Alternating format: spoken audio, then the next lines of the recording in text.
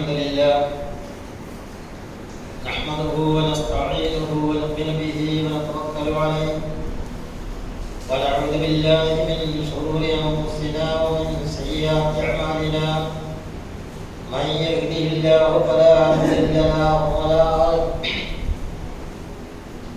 فلا هادي له ومن يضلل فلا هادي له وأشهد أن لا إله إلا الله وحده لا شريك له وأشهد أن محمدا عبده ورسوله أرسله بالهدى ودين الحق ليظهره على الدين كله ولو كره المشركون اللهم صل على محمد وعلى آل محمد كما صليت على إبراهيم وعلى آل إبراهيم إنك حميد مجيد اللهم بارك على محمد وعلى آل محمد كما باركت على إبراهيم وعلى آل إبراهيم إنك حميد مجيد أما بعد فإن خير الحديث كتاب الله وخير الهدي هدي محمد صلى الله عليه وسلم وشر الأمور محدثاتها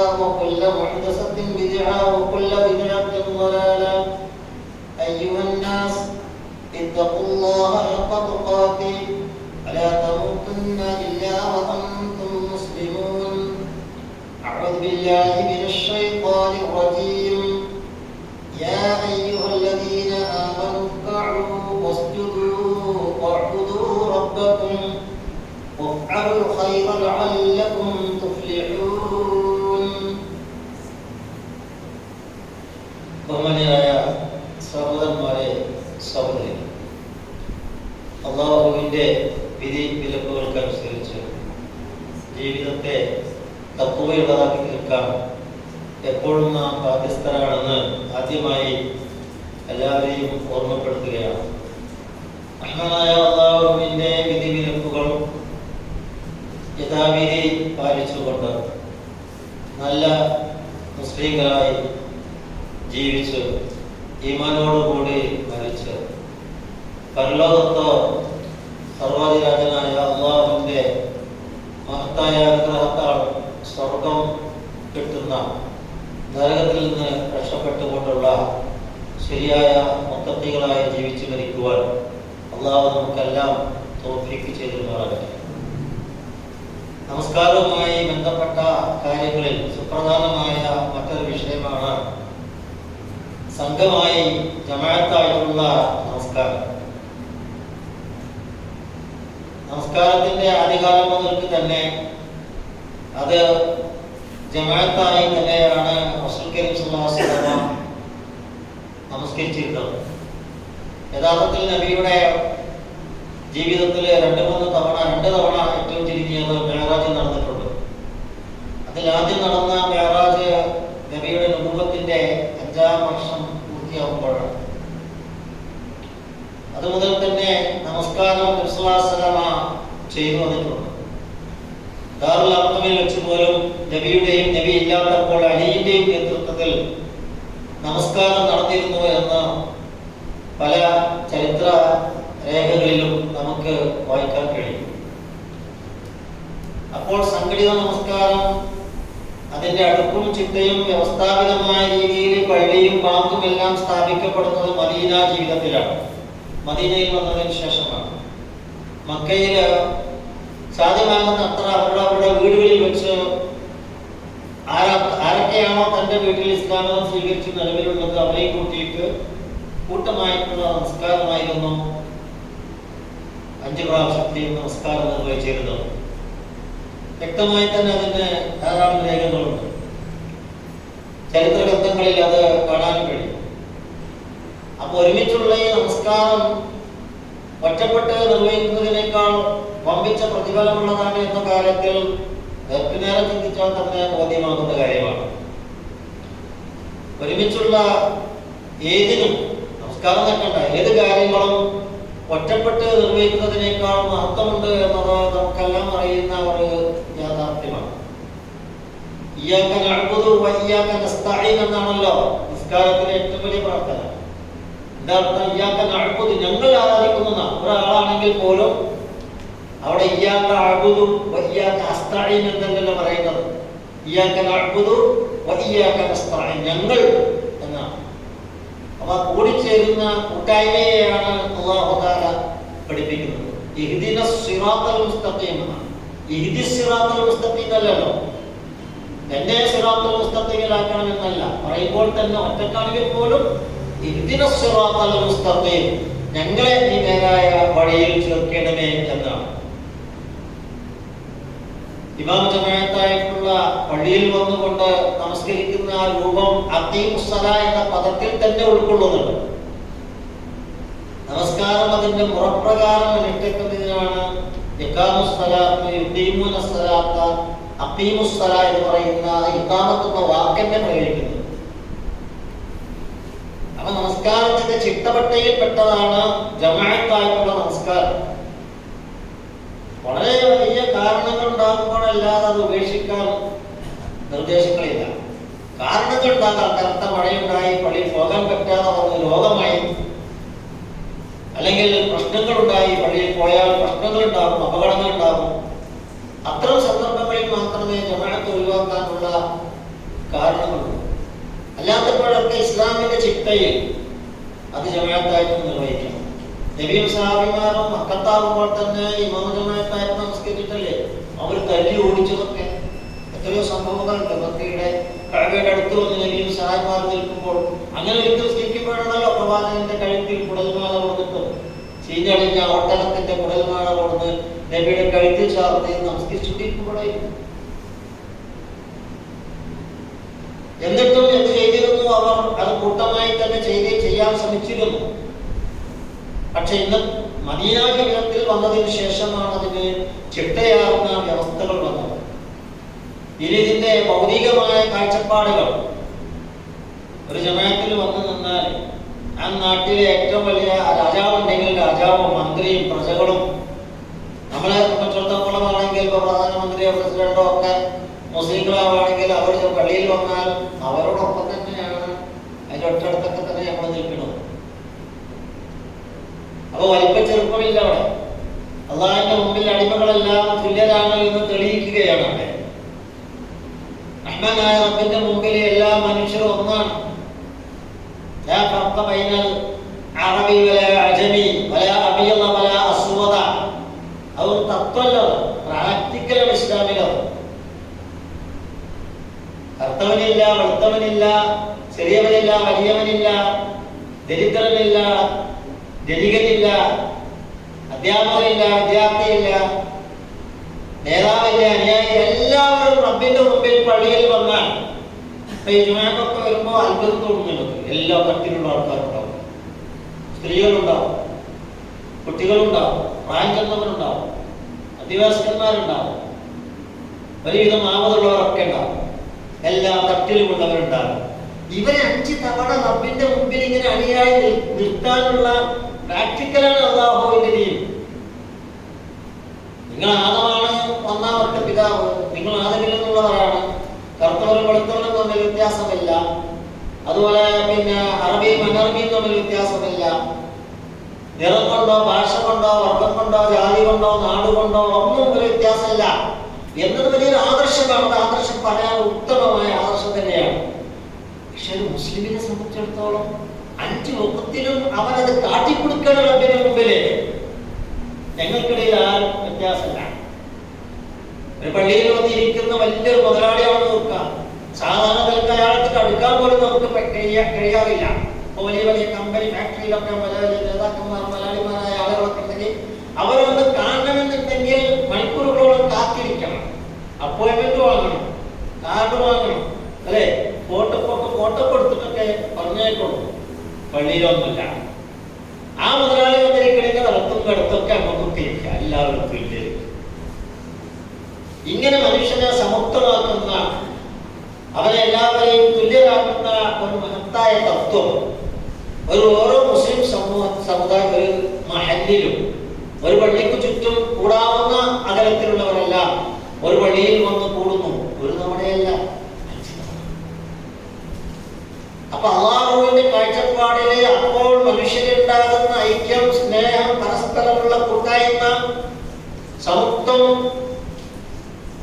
ഒരു വ്യത്യാസമില്ലാത്ത സമീപനം, അതിലെ മഹത്വമേറിയ ഭൗതികമായ താല്പര്യം. ഇത് സാധാരണ പള്ളിയിൽ വരുന്ന ആളോ 1-2 ദിവസത്തിലോ ഏതാനും വക്തുകളിലോ കാണാതായ ബാക്കിയുള്ളവർ അന്വേഷിക്കും. എവിടെ എന്താ മുദ്ര ഉണ്ടായിരുന്നല്ലോ പള്ളിയിൽ, കാണാനല്ലോ ടീച്ചറായിട്ട്, എവിടെ പോയി? അപ്പൊ അന്വേഷണമായി. അപ്പൊ അറിയുന്നവർ പറയാം അയാൾ സുഖമാണ്, അല്ലെങ്കിൽ അയാളുടെ സ്ഥലത്തില്ല, അല്ലെങ്കിൽ അയാൾക്ക് പ്രശ്നങ്ങൾ നേരിട്ടിരിക്കുകയാണ്. അപ്പൊ അദ്ദേഹത്തിന്റെ പ്രശ്നങ്ങൾ നമ്മൾ അറിഞ്ഞു.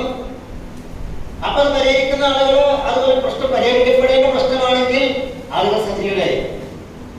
അപ്പൊ അയാൾ തേടിയപ്പോൾ പോകും. സുഖമില്ലാതെ നമ്മൾ അറിഞ്ഞില്ല, പള്ളി വന്നില്ല 3 ദിവസം. അപ്പൊ അന്വേഷണം തുടങ്ങി.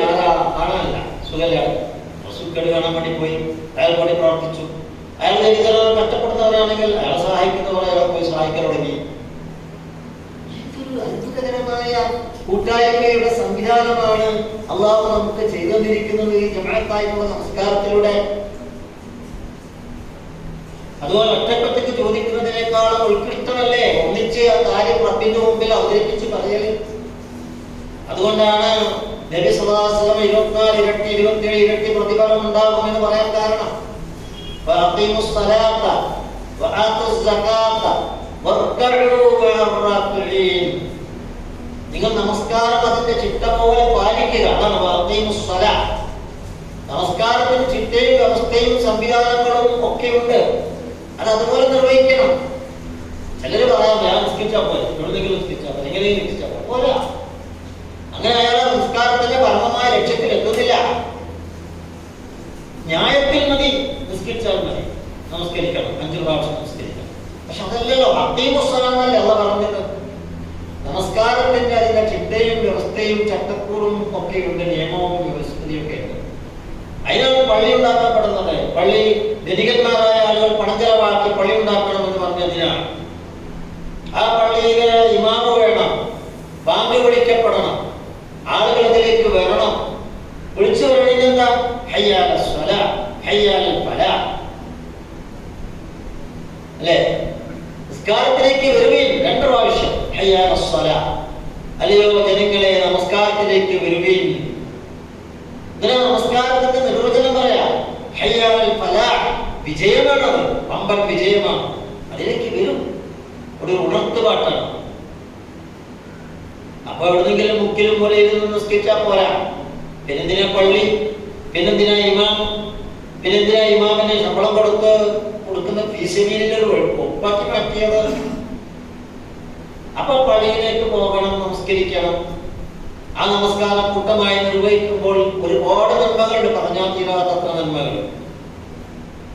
ഇസ്ലാമിൽ ആദ്യകാലത്ത് വ്യക്തിഗതമായിട്ട് മാത്രമായിരുന്നു നിർദ്ദേശിച്ചിരുന്നത്. കാരണം അന്നേരം പേടിയുടെയും ഭയത്തിന്റെയും ഇസ്ലാം സ്വീകരിച്ചാൽ തല്ലിക്കൊള്ളുകയും ചെയ്യുന്ന ഒരു സമയമായിരുന്നു. അതുകൊണ്ട് കൂട്ടമായി നിസ്കരിക്കാൻ സാധിച്ചിരുന്നില്ല. എങ്കിലും അവർ അവരുടെ വീടുകളിലും, ഞാൻ പറഞ്ഞല്ലോ ദാറുൽ അർഖമിലൊക്കെ നിസ്കരിച്ചിരുന്നു. ഇസ്രായിന്റെയും മിഅ്റാജിന്റെയും രാത്രിയിലാണ് നമസ്കാരം ഫർളാക്കപ്പെട്ടത്. നബി സല്ലല്ലാഹു അലൈഹി വസല്ലം അത് കഴിഞ്ഞ് വന്ന പിറ്റേന്ന് തന്നെ ജിബ്രീൽ അലൈഹിസ്സലാത്തു വസ്സലാം വന്നു നബിയുടെ അടുത്തേക്ക്. അത് നബിയോട് പറഞ്ഞു, നബിയെ ഞാൻ നമസ്കരിക്കാം, താങ്കൾ എന്റെ പിന്നിൽ, ജനങ്ങൾ താങ്കളുടെ പിന്നിൽ, അങ്ങനെ നമസ്കരിക്കണം. അങ്ങനെ ജിബ്രീൽ മുമ്പിൽ നിന്നിട്ടാണ് റസൂലുള്ളാഹിക്ക് നമസ്കാരം പഠിപ്പിച്ചു കൊടുത്തത്. മനസ്സിലായോ? ആദ്യമായി തുടങ്ങിയത് ദുഹർ നമസ്കാരം പഠിപ്പിച്ചുകൊണ്ടാണ്. ഉച്ച സമയത്ത് വന്ന് നമസ്കരിച്ചു. 4 റക്അത്ത് ദുഹർ. ആദ്യ കാലത്തൊക്കെ 2 റക്അത്തായിരുന്നു. 2 റക്അത്താണ് ആദ്യം പഠിപ്പിച്ചത്. പിന്നെ അസറിന്റെ സമയമായപ്പോൾ ജിബ്രീൽ വന്നു, അസർ നമസ്കരിച്ചു. മഗ്രിബിന്റെയും ഇശാഇന്റെയും ഫജ്റിന്റെയും സമയങ്ങളിൽ നമസ്കരിച്ചു. ഒരു ദിവസത്തിൽ 1ാമത്തെ നമസ്കാരം ഫജ്റാണ്. ഒരു പകലിലെ നമസ്കാരം 1ാമത്തെ നമസ്കാരം ദുഹറാണ്. അപ്പൊ പകലിൽ നിന്ന് തുടങ്ങി. അങ്ങനെ 5 വക്ത് നമസ്കാരവും റസൂൽ സ്വല്ലല്ലാഹു അലൈഹി വസല്ലമക്ക് ജിബ്രീൽ നേതൃത്വം വഹിച്ച് പിന്നിൽ റസൂൽ നിന്നു. അതിന്റെ പിന്നിൽ ആളുകൾ നിന്നിട്ടാണ് നമസ്കാരം ആദ്യമായി പ്രാക്ടിക്കലായി ഭൂമിയിൽ ജിബ്രീലിന്റെ നേതൃത്വത്തിൽ, ഇമാമത്തിന്റെ നേതൃത്വത്തിൽ നിർവഹിക്കപ്പെട്ടത് എന്ന് ധാരാളം ഹദീസുകളിലും ചരിത്ര ഗ്രന്ഥങ്ങളിലും വന്നിട്ടുണ്ട്. റൗദുൽ അനഖ് എന്ന് പറയുന്ന ഗ്രന്ഥത്തില്, അതുപോലെയുള്ള പല ഗ്രന്ഥങ്ങളിലും ഇത് കാണാൻ കഴിയും. അബ്ദുർ റസാഖ് മുസന്നിഫിൽ ഒക്കെ ചരിത്ര രേഖകൾ പരമ്പരകൾ കുറ്റമറ്റ രീതിയിൽ റിപ്പോർട്ട് ചെയ്യപ്പെട്ടിട്ടുണ്ട്. ഹിജ്റയ്ക്ക് ശേഷം നബി സല്ലല്ലാഹു അലൈഹി വസല്ലം പള്ളി സ്ഥാപിച്ചു. അന്ന് മുതൽ ഇന്ന് വരെ സുബ്ഹാനല്ലാഹ് ഇസ്ലാമിലെ ക്രമം എവിടെയും അനുസ്യൂതം തുടരുകയല്ലാതെ ബ്ലോക്കായി പോയിട്ടില്ല. എന്തെങ്കിലും പ്രതിസന്ധികൾ വരുമ്പോൾ താൽക്കാലികമായ ബന്ധുക്കൾ ഉണ്ടാകാം. അപ്പോൾ നമ്മളിപ്പോ കൊറോണ വന്നു, കുറച്ചു കാലത്തേക്ക് തന്നെ പള്ളി പൂട്ടിയിടേണ്ടി വന്നു. എന്നിട്ടും അനുവദിച്ചിരുന്നു. എന്താണ്, പള്ളിയിൽ ആരെങ്കിലും വന്ന് ആ ചിട്ടവട്ടങ്ങൾ പാലിച്ച് ജമാഅത്ത് നടന്നു. എല്ലാ മഹല്ലും എവിടെ ഒരു പള്ളിയിലും അങ്ങനെ നിസ്കാരം നടത്താതെ പറ്റില്ല. 4 പേരോ 5 പേരോ 10 പേരോ വന്നിട്ടെങ്കിലും ആ ചടങ്ങ് ഭംഗിയായി നിർവഹിക്കപ്പെട്ടു. ഇതെന്ത് തുടങ്ങിയതാണ്? നബി സല്ലല്ലാഹു അലൈഹി വസല്ലം ഹിജ്റ നടത്തിയ 1442 കൊല്ലമായി മുസ്ലിം മഹല്ലുകളില് ഇങ്ങനെ പള്ളി സ്ഥാപിക്കപ്പെടുകയും ബാങ്ക് പിടിക്കപ്പെടുകയും വ്യവസ്ഥാപിതമായി നമസ്കാരം നടത്തുകയും ചെയ്തു. അബ്ദുല്ലാഹി ഇബ്നു സയ്യിദ് ഇബ്നു അബ്ദുർ റബ്ബാണ് ആദ്യമായി ബാങ്കിന്റെ പദങ്ങൾ സ്വപ്നം കണ്ടത്. ബാങ്ക് വഴി പള്ളി സ്ഥാപിക്കപ്പെട്ടു. പള്ളിയിലേക്ക് ജനങ്ങളെ നമസ്കരിക്കാൻ വിളിക്കണം, എന്താ വഴി എന്നന്വേഷിച്ചല്ലോ. നമുക്കറിയാം ചരിത്രം. അപ്പൊ ആളുകൾ പറഞ്ഞു, നമുക്ക് ഗർഫ് മുട്ടാം. അങ്ങനെ ചില മതവാദികൾക്ക് ചെയ്യാറുണ്ട്. അവിടെ ആളുകൾ കൂട്ടാൻ വേണ്ടി ചെണ്ട മുട്ടുക അല്ലെങ്കിൽ ബാൻഡ് അടിക്കുകയൊക്കെ ചെയ്യും. ചിലർ പറഞ്ഞു വേണ്ട, വിളക്ക് കത്തി തീ കത്തിച്ചു. അപ്പൊ ആ തീ കണ്ടാൽ സമയമായി നമസ്കരിക്കാൻ വരുന്നതായി. ജൂതന്മാരും ക്രിസ്ത്യാനികളൊക്കെ ചെയ്തിട്ട് നാപ്പൂർ എന്ന് പറയുന്ന സാധനമുണ്ട്. എന്ന് പറഞ്ഞാൽ പുഴയിൽ കൊമ്പ് ഊതുക, സേവ പിടിക്കുക, അങ്ങനെ ചെയ്യാമെന്ന് പറഞ്ഞു. അങ്ങനെ തീരുമാനാക്കാൻ കഴിഞ്ഞില്ല. ആ സമയത്ത് പലരും പല അഭിപ്രായങ്ങളും പറഞ്ഞു. നാപ്പൂറയിൽ കൊട്ടാം, ബാൻഡ് അടിക്കാം, അല്ലെങ്കിൽ എപ്പ് മുട്ടാം, അല്ലെങ്കിൽ തിക്കിട്ടാം, അല്ലെങ്കിൽ നാപ്പൂറയിൽ ഊതിയിട്ട് ഒച്ചുണ്ടാക്കാം എന്നൊക്കെ പല അഭിപ്രായങ്ങളും ഉണ്ടായി. നബി സല്ലല്ലാഹു അലൈഹി വസല്ലം അതിനൊന്നും അംഗീകാരം നൽകിയില്ല. കാരണം അതൊക്കെ ഓരോ മത വിഭാഗത്തിന്റെ മതാനുഷ്ഠാന ആചാരങ്ങളാണ്. നബി സമ്മതിച്ചില്ല. അന്ന് രാത്രി അബ്ദുല്ലാഹി ഇബ്നു സയ്യിദ് റളിയല്ലാഹു അൻഹു സ്വപ്നം കണ്ടു. ഒരു വെള്ളവസ്ത്രധാരിയായ ഒരാൾ വന്നിട്ട് അല്ലാഹു അക്ബർ അല്ലാഹു അക്ബർ എന്ന് പറയുന്നത് ഇന്നത്തെ ബാങ്ക് ഉണ്ടല്ലോ, ആ ബാങ്ക് കൊടുക്കുന്നതായി സ്വപ്നം കണ്ടു. ഇത് സംഭവിക്കുന്നതിന് 2 ആഴ്ച മുമ്പ് ഉമർ ഖത്താബ് റളിയല്ലാഹു അൻഹു ഇതേ സ്വപ്നം കണ്ടിട്ടുണ്ട്. പക്ഷെ അദ്ദേഹത്തിന് ആളുകളോട് പറയാനും പുറത്തു പറയാനും മടിയായിട്ട് മിണ്ടാതെ നടക്കുകയായിരുന്നു. അങ്ങനെ പള്ളിയിൽ ആളുകൾ ഒരുമിച്ച് കൂടിയ സമയത്ത് പിറ്റേ ദിവസം ഫജറിനാണെന്നോ ളുഹറിനാണെന്നോ 2 അഭിപ്രായം. ഫജർ സമയത്ത് ജനങ്ങളെല്ലാം വന്നപ്പോ നബി ചോദിച്ചു, നമ്മള് ജനങ്ങളെ പള്ളിയിലേക്ക് വിളിക്കാൻ ഒരു വഴി കണ്ടെത്തണം, എന്താ വേണ്ടത്? ആളുകൾക്ക് പള്ളിയിലേക്ക് എത്തണം കൃത്യസമയത്ത്, അതിന് വഴി എന്താ? അതിനാണ് നമ്മൾ ഇന്നലെ ചർച്ച ചെയ്തത്. തീരുമാനത്തിലായില്ലല്ലോ. നിങ്ങൾക്ക് എന്തെങ്കിലും ഐഡിയ ഉണ്ടോ വേറെ എന്ന് ചോദിച്ചപ്പോഴാണ് അബ്ദുല്ലാഹി ഇബ്നു സയ്യിദ് ഇബ്നു അബ്ദുർ റബ്ബ് റളിയല്ലാഹു അൻഹു എന്നോട് പറഞ്ഞു, നബി ഞാൻ ഇന്നലെ സ്വപ്നം കണ്ടു. ഒരാൾ വന്നു, എന്നിട്ട് അദ്ദേഹം ഇങ്ങനെ പറഞ്ഞു, അല്ലാഹു അക്ബർ അല്ലാഹു അക്ബർ അല്ലാഹു അക്ബർ അല്ലാഹു അക്ബർ 4 വട്ടം, അശ്ഹദു അല്ലാ ഇലാഹ ഇല്ലല്ലാഹ് അശ്ഹദു അന്ന മുഹമ്മദൻ റസൂലുള്ളാഹ് 2 പ്രാവശ്യം, ഹയ്യ അലസ് സ്വലാഹ് ഹയ്യ അലൽ ഫലാഹ് 2 പ്രാവശ്യം, പിന്നെയും അല്ലാഹു അക്ബർ അല്ലാഹു അക്ബർ ലാ ഇലാഹ ഇല്ലല്ലാഹ്. ഇങ്ങനെ ഞാൻ സ്വപ്നം കണ്ടു റസൂലേ. റസൂൽ ഭയങ്കര സന്തോഷമായി. റസൂൽ പറഞ്ഞു, നല്ല സ്വപ്നമാണല്ലോ. അപ്പോഴാണ് മൂലയിൽ നിന്ന് എഴുന്നേൽത്തിട്ട് പറഞ്ഞു, അല്ലേ റസൂലേ, ഞാൻ രചിച്ചിരുന്നു. ഞാൻ ഈ സ്വപ്നം 2 ആഴ്ച മുമ്പ് കണ്ടിരുന്നു. പക്ഷെ ഞാനത് പറയാൻ എനിക്ക് മടിയും പ്രയാസവുമായിരുന്നു. കാരണം സ്വപ്നം അങ്ങാടി പറഞ്ഞിരുന്ന കാര്യം എന്നാണ് എനിക്ക് തോന്നിയത്. നമ്മളൊക്കെ പല സ്വപ്നങ്ങൾ കാണാറുണ്ടല്ലോ, അതൊക്കെ ഞാൻ വിളിച്ചു പറയാറുണ്ട് ഇല്ലല്ലോ. അതുപോലെ കണ്ടതാണ് എന്ന് ഞാൻ ധരിച്ചത്. ഈ അബ്ദുല്ലാഹി ഇബ്നു സയ്യിദ് റളിയല്ലാഹു അൻഹു പറഞ്ഞതുപോലെയുള്ള സ്വപ്നം ഞാൻ കണ്ടിരുന്നു റസൂലേ. അപ്പോൾ റസൂൽ ചിരിച്ചുകൊണ്ട് പറഞ്ഞു, എന്തുകൊണ്ട് ഒരു കാര്യം നീ പറഞ്ഞില്ല? ഞാൻ സ്വാഭാവികമായ ലജ്ജ കൊണ്ട് പറഞ്ഞില്ല എന്നൊരു മറുപടി വന്നു. അപ്പോൾ നബി സ്വല്ലല്ലാഹു അലൈഹി വസല്ലം പറഞ്ഞു, യാ ബിലാൽ, ബിലാലെ വരിക. അബ്ദുല്ലാഹി ഇബ്നു സയ്യിദിന് സുഖമില്ല, കാരണം അസുഖം അദ്ദേഹത്തിന്. അതുകൊണ്ട് ബിലാലെ, നിന്റെ സ്വരം മധുരമാണ്, നിന്റെ ശബ്ദം ഉയർന്ന ശബ്ദമാണ്. ആരാണ് ബിലാല്? അടിമയായിരുന്നു. ഈ ഇരിക്കുന്നവരക്കാരാ വലിയ കുറേശികളാണ്.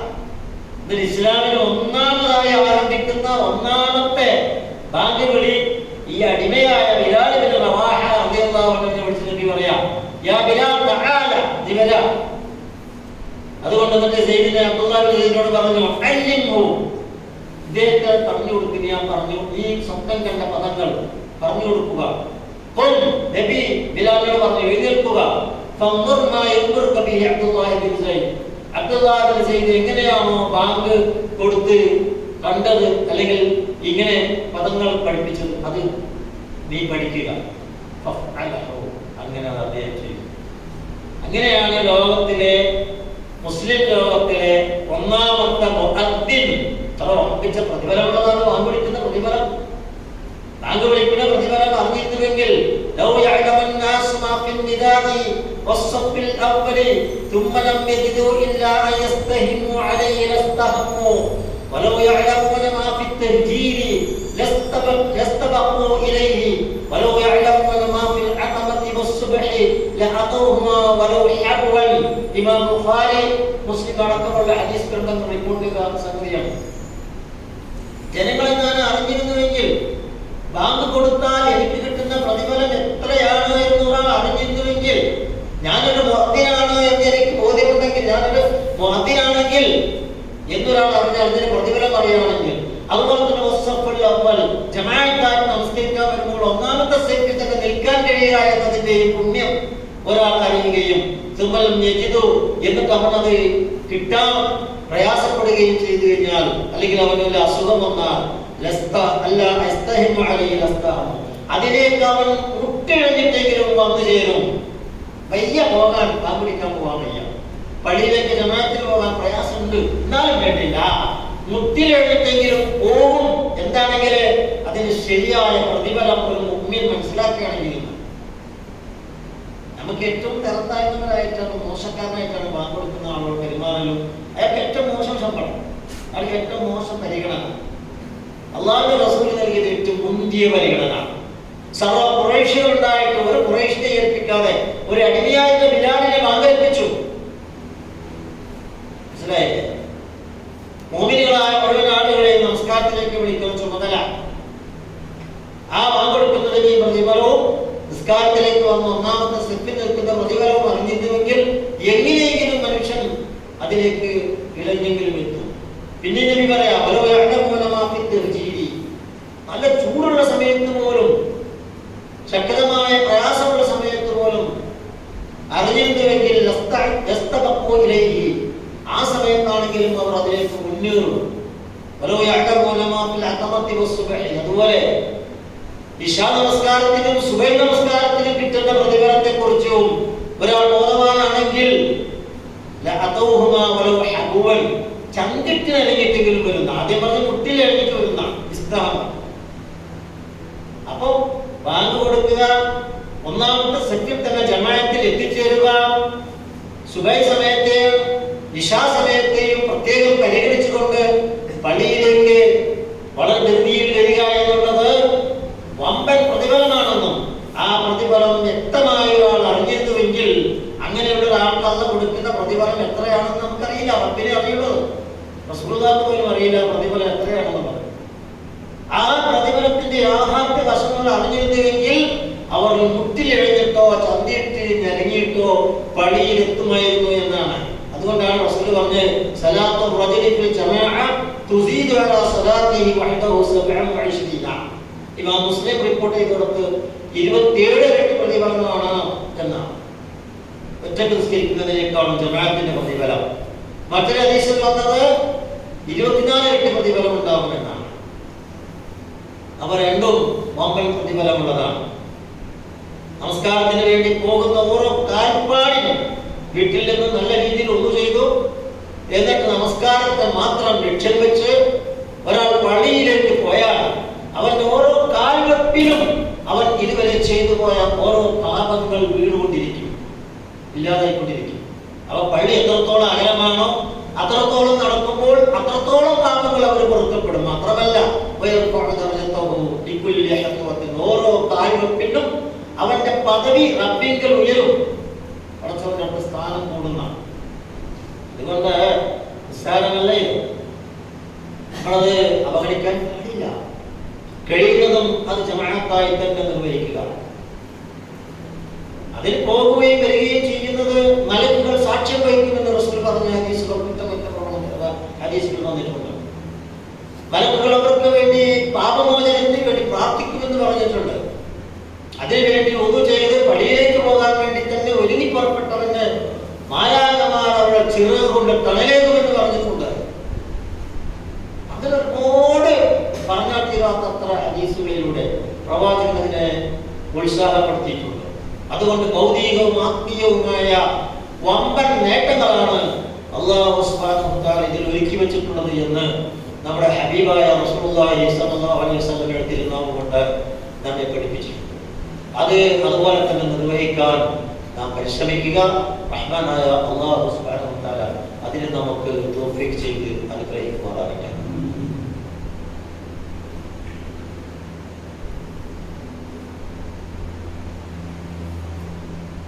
الحمد لله رب العالمين والعاقبة للمتقين والصلاة والسلام على رسوله الأمين وعلى آله وصحبه أجمعين.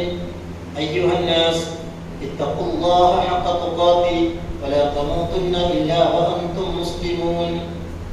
ഒരിക്കൽ കൂടി തഖ്വ കൊണ്ട് വസിയത്ത് ചെയ്യുകയാണ്. അല്ലാഹു നമ്മെ എല്ലാവരെയും മുത്തഖീകളായി ജീവിച്ചു മരിക്കുവാൻ തൗഫീഖ് ചെയ്യുമാറാകട്ടെ. ഇമാം മുസ്ലിം റിപ്പോർട്ട് ചെയ്ത അബ്ദുല്ലാഹി ഇബ്നു മസ്ഊദ് റളിയല്ലാഹു അൻഹു പറയുന്ന അല്പം സുദീർഘമായ ഒരു ഹദീസിൽ പ്രവാചകൻ അദ്ദേഹം പറയാം, മൻ സറഹ അയ്യുഖിയല്ലാഹ, ആരെങ്കിലും വദൻ നാളെ ഭാവിയിൽ റബ്ബിൽ മരിച്ചാൽ, മുസ്ലിമൻ ഒരു മുസ്ലിമായ മനുഷ്യൻ ഭാവിയിൽ മരിച്ച് റബ്ബിനെ കണ്ടുമുട്ടുന്ന ഒരവസ്ഥ വന്നാൽ അവൻ സന്തോഷിക്കട്ടെ. അവന്റെ സന്തോഷം പൂർത്തിയാകണമെങ്കിൽ എന്ത് വേണം? അക്കൂട്ടരെ സൂക്ഷ്മത പുറത്തട്ടെ. നമസ്കാരങ്ങളെല്ലാം ഏത് ഭാഗത്തിൽ നിന്നാണോ അവന് വിളി കേട്ടത് ആ ഭാഗത്തേക്ക് ചെല്ലുക. ഏത് പള്ളിയിലെ ഭാഗമാണ് ഇപ്പോൾ അടുത്തു നിന്ന് കേട്ടത് അവിടേക്ക് പോകുക. കുറെ പള്ളികളിലുള്ള സ്ഥലങ്ങളിലൊക്കെ ആണെങ്കിൽ ഏറ്റവും അടുത്ത പള്ളിയിലേക്ക് പോകുക. അതാണ് ആ നമസ്കാരത്തിലേക്ക് എവിടെ നിന്നാണോ വിളി വരുന്നത് അവിടേക്ക് പോകുക.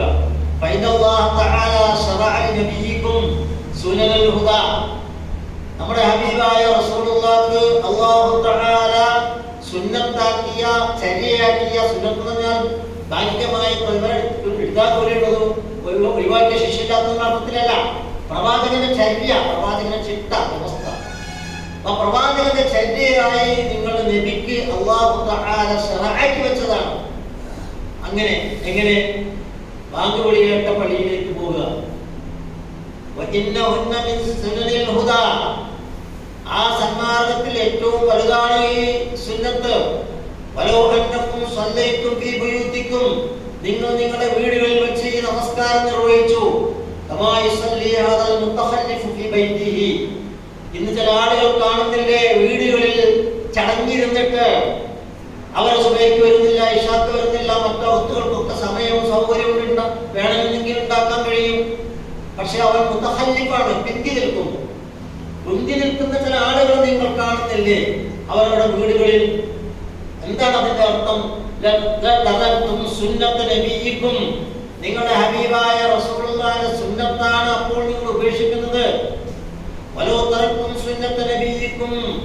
നിങ്ങൾ നിങ്ങളുടെ ഹബീബായ റസൂലുള്ളാഹിന്റെ സുന്നത്തിനെ നിങ്ങൾ ഉപേക്ഷിച്ചാൽ നിങ്ങൾ വഴികളും നിങ്ങൾ വഴികെട്ടു പോകും.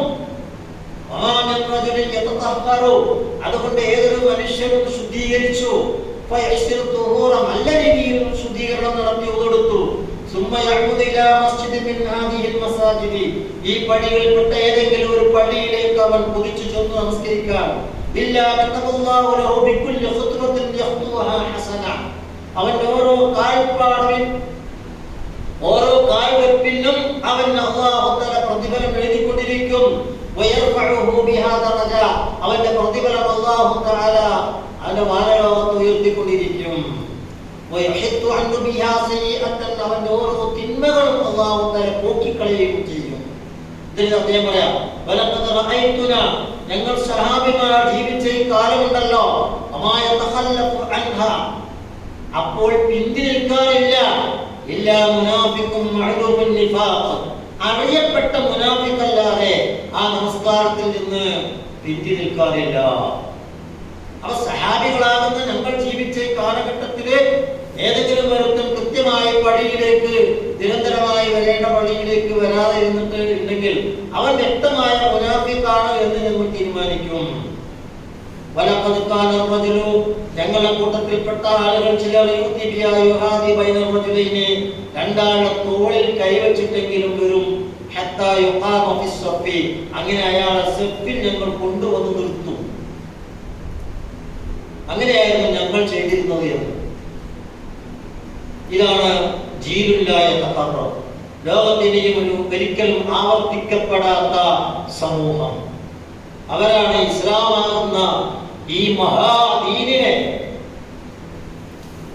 1,200 കോടി മനുഷ്യരുടെ ദീനിനെ ഇന്നും 1442 കൊല്ലം 14 നൂറ്റാണ്ട് കഴിഞ്ഞിട്ടും ഭൂമിയിൽ അതിശക്തമായി സജീവമായി നിൽക്കുന്ന ഈ ദീനിനെ സ്ഥാപിച്ച കറക്കല്ലുകളായ സഹാബിമാർ.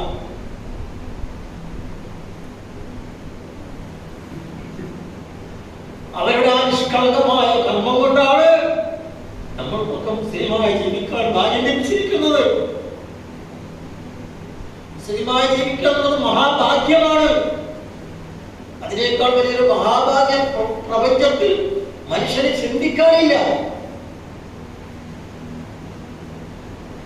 വലിയ ഭാഗ്യമാണ്. അതുകൊണ്ടാണ് നമുക്ക് അശ്ഹദു അല്ലാ ഇലാഹ ഇല്ലല്ലാഹ് വ അശ്ഹദു അന്ന മുഹമ്മദൻ റസൂലുള്ളാഹി എന്ന് പറഞ്ഞിട്ട് ഇതിൽ അംഗത്വം കിട്ടിയത്. അല്ലാഹു ചെയ്ത ഏറ്റവും വലിയ അനുഗ്രഹമാണത്. അതുകൊണ്ട് ആ അനുഗ്രഹം സാധ്യമാക്കി തന്ന ആ സഹാബി കിറാമുകളുടെ കർമ്മം അങ്ങനെയായിരുന്നു എന്ന് മഹാനായ ഇബ്നു മസ്ഊദ് റളിയല്ലാഹു അൻഹു വിവരിക്കുകയാണ്.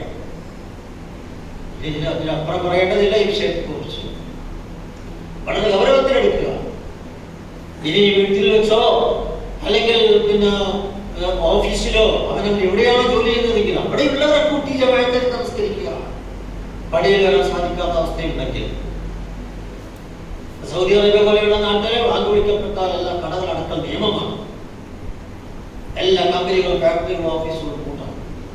പള്ളിയിൽ വരണം എന്നാണ് നിയമം. പള്ളിയിൽ വരാത്ത ഓഫീസിനകത്ത് തന്നെ നമസ്കരിക്കാനുള്ള സംവിധാനം എല്ലാ ഓഫീസുകളിലും എല്ലാ ഓഫീസുകളിലും കമ്പനികളിലും ഒക്കെ സൗദി അറേബ്യയിൽ കുവൈത്തിലും അതുപോലെ ഇസ്ലാമിക നാടുകളിലൊക്കെ നമ്മെ സംബന്ധിച്ചിടത്തോളം സൗകര്യമുള്ള മുസ്ലിങ്ങളുള്ളോട് നമസ്കരിക്കാം. അതുകൊണ്ട് ഇത് നമ്മുടെ ജീവിതത്തിൽ ഏറ്റവും വലിയ ഒരു കാര്യമായി സ്വീകരിച്ചുകൊണ്ട് ഇത് കർമ്മരംഗത്ത് പ്രവർത്തിക്കുക. റഹ്മാനായ അല്ലാഹു സുബ്ഹാനഹു വ തആല നമുക്കതിന്റെ തൗഫീഖ് ചെയ്തുമാറാകട്ടെ. അല്ലാഹുവേ, ചെറുതും വലുതുമായ എല്ലാ തെറ്റുകുറ്റങ്ങളും ഞങ്ങൾക്ക് നീ മാപ്പാക്കേണ്ടതാണ്.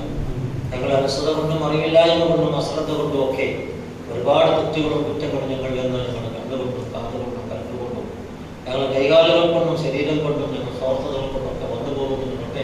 അതെല്ലാം ഞങ്ങൾക്ക് പുറത്തു മാപ്പാക്കേണ്ടതാണ്. അല്ലാഹുവേ, ഞങ്ങളുടെ തിന്മകൾ കൊണ്ട് ഞങ്ങളെ പിടിച്ച് ശിക്ഷിക്കരുതെന്നാഥ. അല്ലാഹുവേ, ഞങ്ങൾക്ക് നല്ല മുസ്ലിങ്ങളായി ജീവിച്ച് ഈമാനോടുകൂടി ജീവിക്കാനുള്ള തൗഫീഖ് നീ ചെയ്തു തരണമെന്നാഥ. മരിച്ചുപോയ സർവ്വ മുഅ്മിനുകൾക്കും നീ പുറത്തു കൊടുക്കണേ റഹ്മാനെ. അവരുടെയും ഞങ്ങളുടെയും എല്ലാം ഖബറുകൾ വിശാലമുള്ളതും പ്രകാശമുള്ളതുമാക്കി തരണമെന്നാഥ.